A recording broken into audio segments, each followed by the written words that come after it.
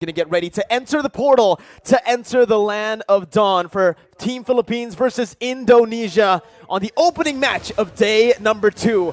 We're gonna dive straight into the land of dawn, ladies and gentlemen, for Indonesia versus Philippines. Wow, honestly, the early game is going to be so important here because at any moment, right, any one of these teams, they can actually get an advantage, and if they do, both Indonesia and Philippines are notorious for taking that kind of lead and actually using it as efficiently as possible and punishing every single mistake. And if they do that, they can set the tone for the mid to late game all the way since as early as the 2nd or 3rd minute. You can see in the start here, both teams wanting to go for just a normal start, not really going for anything too aggressive early on. They both just want to clear their camps, get to a point where they can finally actually deal out some damage to burst and obviously use those power spikes well.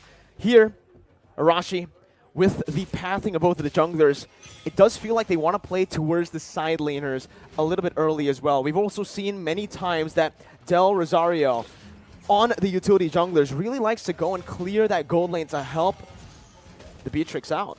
Well, the early game is going to be so much pressure, so many things for the roamers to do, right? Because in the early game, it's always about how the roamers can facilitate. Will they move towards the gold lane? Will they move towards the mid lane? You know, once you get one of your laners ahead, that will allow you to use that lane as the basis to make plays happen. Well, here it is once again, 2 minutes in, and it's going to be Team Philippines who has a bit more pressure around a turtle with the Black Dragon form being popped in. It's still going to be Del Rosario who secures the retribution on the turtle. Divine Judgment going to be popped in towards Patapop, but it's not going to work. That is a very tanky hero, and you can see that despite all the burst damage being used by the Indonesian team, you do see that the Lapu-Lapu, man, is just so tanky. And we've seen this from Malaysia yesterday, actually. Formace able to 1v4. Maybe we'll see a similar play out for the Philippines in the bottom side. 2 minutes in, it's already a neutral objective secure for Team Philippines. And now they're going to look, again, just to play it calmly, play it efficiently. And that's exactly what they need to do. They do not need to go for anything too aggressive here when they have the lead. For the Indonesians, they need to make sure that they abuse that Cult Altar as much as possible. They do have the Black Dragon form as well, so those objective takes are going to be very much in their favor, only if they're able to actually get an advantage and actually capitalize on the fact that they have a bit more crowd control and they have a lot more utility that they can actually abuse to force the Philippines into a tough spot. But of course, if they do go too aggressively, there is a Lapu-Lapu, there is a Valentina, so a lot of counter-engage potential from the side of the Philippines. Well, here it is, another engage coming in, and that's going to be Dreams taken really low. First blood over to Philippines as they're looking for more. That's the IMU doing work, stealing away to Divine Judgment and picking up another for Imam in the mid lane. That is what you have to be aware of, man. If you don't want to deal with the engage, you can engage on the engager, and that is exactly what the Philippines have done. They take out Dreams, and they hunt for stragglers afterwards. They have the tempo in the game right now, and if you look at the side lanes, that is where the action will start building up. Because with pressure in all the lanes from the Philippines, they're going to try and cut into the jungle and cut off members of Indonesia from their own backup. I just really like how Soriano is taking this lane, is approaching this lane, this matchup, right? Up against the Melissa, he knows exactly that he is going to lose out if he goes for these trades, if he goes for these 1v1 duels. So what he does is he swaps over to the Bennett just to clear out the waves, rotates over to help this team, and simultaneously gets even more gold because they're trying their best to actually funnel as much towards Soriano. And if Soriano gets a bit more items, he can very easily start poking down members from the side of the Indonesians because there's only one real tanky frontline member in Psychots, and if he is too low for a fight, it's going to be very difficult for the Indonesians to try and contest any kind of objective. Well, ladies and gentlemen, here, Villa Luna in the gold lane. They're looking for some plays here up in the gold lane. The gold lane for sure has been the target for a lot of players, but here we go, they burst passion. Soriano picking up a kill, and now Dreams is going to be very low. Gets out just barely here, but you can already see the cut coming in from Del Rosario over the top side. There's the flickers over under the tier 2. Dreams not using flicker just yet. Very wise to save that flicker, as he did have a bit of backup.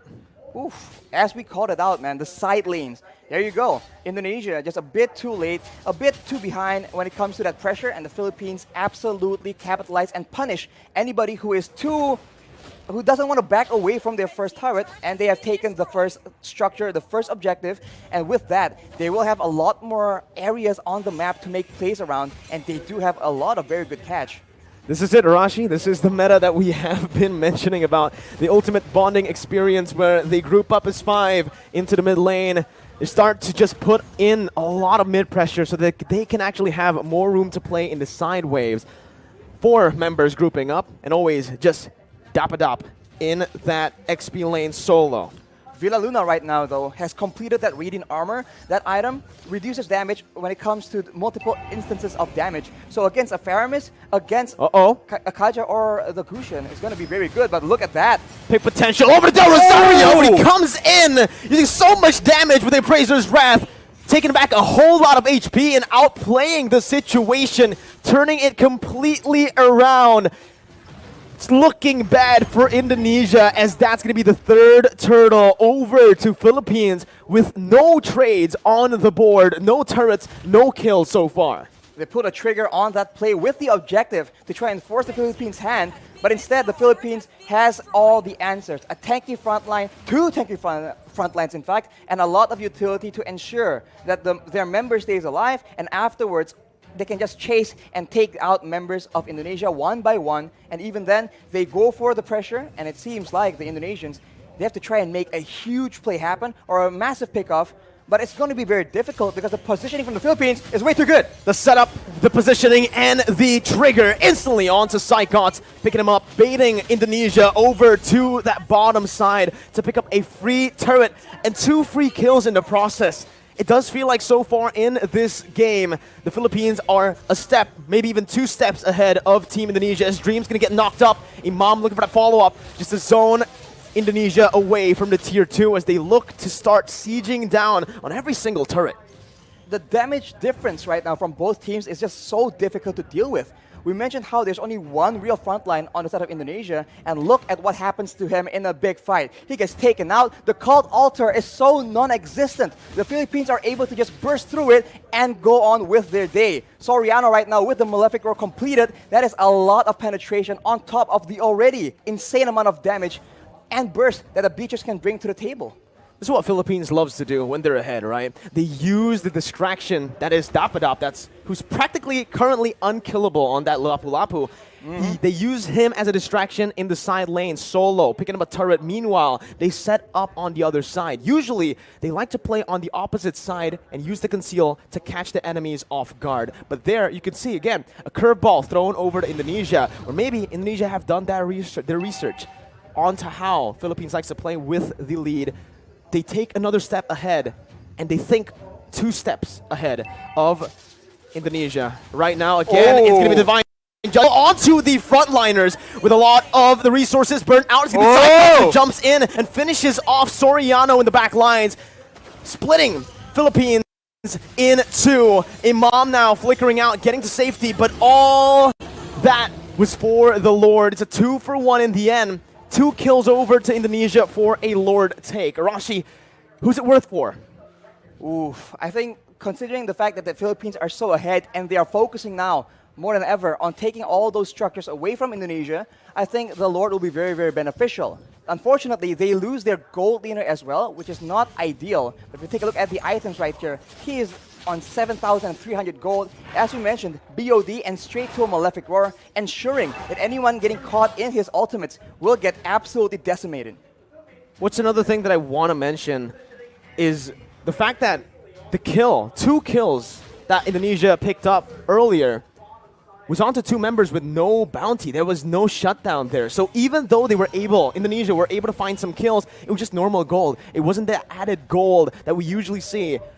And they get the Lord for that. So if it was a shutdown, I would actually say that Indonesia definitely came out on top in terms of value. But here, Taz might actually be caught, forced to use that ultimate defensively to get out. And everyone is from the Philippines is available because the death timers are very, very short, and they are going for a siege here where Indonesia don't have a lot of tools to try and counter the poke damage. Slowly but surely, the Philippines is chipping away at the structures and at the EHP bars of the Indonesian players. It's a good defense by Indonesia. They're able to minimize their losses here, only losing that tier 2 in the mid lane for now. But Brands is going to be zoned away from that mid lane. Philippines looking for that, but look at Psychots with the Petrify. He's able to find 2 on the flanks. Whoa. Psychots absolutely massive as his engage has started a war that Indonesia can finally win here in this game. 3-for-0 trade as Indonesia look to climb, to crawl themselves back in this game. Blink and you'll miss it. And engage gave way for Indonesia to take 3 kills for a trade of none. And along with that, Taz is able to secure the purple buff from the side of the Philippines as well. So now they have a momentum. They have recovered a bit of that gold difference. Only 2K right now. But the Philippines, they are still in the lead. And they are no stranger to these late game situations. Dreams opening up the map just a bit. Going to be chunked down by Del Rosario. But he is going to be able to back off without having anything taken away. Honestly, looking at it right now, Rashi, Indonesia, their main win condition, we thought it would be Brands on that Melissa. We thought it was going to be the Gushin on the hands of Taz, but it's actually Psychots, the man that has been doubted so many times by everyone. By the public. I mean, this man has had a very lackluster season in his last performance. That was a performance in the last season, actually, rather. But here, knowing that Indonesia are relying very, very heavily on a very reliable engage. His Yuzong has been critical, but after 2 engages, will Philippines fall for the same trick twice? Divine Judgment over the Dreams. That's going to be the frontliner taken out. That's going to be that. Oh my god, so much damage onto the Lapu. Unfortunately, won't be enough though. And now Indonesia, they're actually backing away, and it will be waiting for the Lord take. And Philippines, they are so good at the Lord dance. Going back and forth, waiting for their opponents to make a mistake, and with such a long-range basic attack on their B-Tricks, they can do better. That's what they were waiting for. The Black Dragon form now baited out. Psychots with a Petrify onto Soriano, who's forced to flicker out, but Psychots jumps in. 1v4, soaking in all the damage and sustaining back up. Top it up, gonna be taken down by Brands, and that's another kill over to Indonesia, who were able to play with the death timers of Dreams really well. With him now respawning, they've taken back the lead if they actually can secure the Lord, which they should be able to. Free Lord over to Indonesia. They're not stopping just yet though. Conceal play from Indonesia. They back off. Back off for now, as the orange buff will be contested as well. So the Philippines are now on the back foot. And if you look at the composition, in a way, right, in the big team fights, there's a lot more DPS and utility available in the hands of the Indonesians. After that play, they go for the purple buff as well. And the Philippines have a huge problem on their hands. The Black Dragon form lasts for way too long. The Guiding Wind was used to try and buy some make some distance, buy some more time, but it was not enough. The Philippines must come up with a different solution, a different answer. A momentum shift in the 13th minute of the game. And now it's Philippines who have their backs against the wall with the Enhanced Lord marching in that top lane. Evo's Legends here, Team Indonesia, are going to look to try to siege them down. Psychots once again with a Black Dragon form as Del Rosario tries his best to keep Psychots at bay. The damage comes through once again for the siege to take place, but that's going to be Dapadap who jumps in with the bravest fighter. But it's going to be a good disengage from Indonesia, backing off knowing that they have found some value. They've taken every single tier 2 except for the bottom lane. And look at how Psychos is playing around with his Petrify, man. He goes in for the Black Dragon form, but he doesn't always use that Petrify. And when you think about it, the Petrify is what makes these engages so dangerous. It guarantees the Furious Dive knockup, and that is what allows Indonesia to just be a lot more elusive. And as we talked about it earlier, this is what is so dangerous. They can feint around, act like they're about to engage a fight, and then back away. The Philippines need to identify the right moment and then adjust accordingly. Do they want to go and fight after the Black Dragon form is down, or do they want to just stall? Villaluna with that circling eagle over the branch, but it's going to be baited in with the cold ultra placed as well. Soriano targeted by the flanks, and that's going to be Taz who picks up the Beatrix. Soriano taken down, Brands in the midst of it all, still life stealing with his fire! Bro! It's massive! He is an absolute beast as he wins the battle for Indonesia! It's a 4-0 trade! Indonesia with a comeback here with the tides turned completely. Only Villaluna left to defend with the mini wave crashing in. Villaluna going to be brought back by the Shadow Stampede. Villaluna outside of the base, and Indonesia with the divine judgment onto Villaluna will go for the base to pick up the first game of the series. Oh my god, what an upset! It looked like the Philippines were going to cruise to an easy victory, but the Indonesians pull through. 1-0 right now, and they have shown that against all odds, against all the hate and the doubters, they are here to stay. Give the MVP over to Psychos, man. Wow. What a performance and what a statement here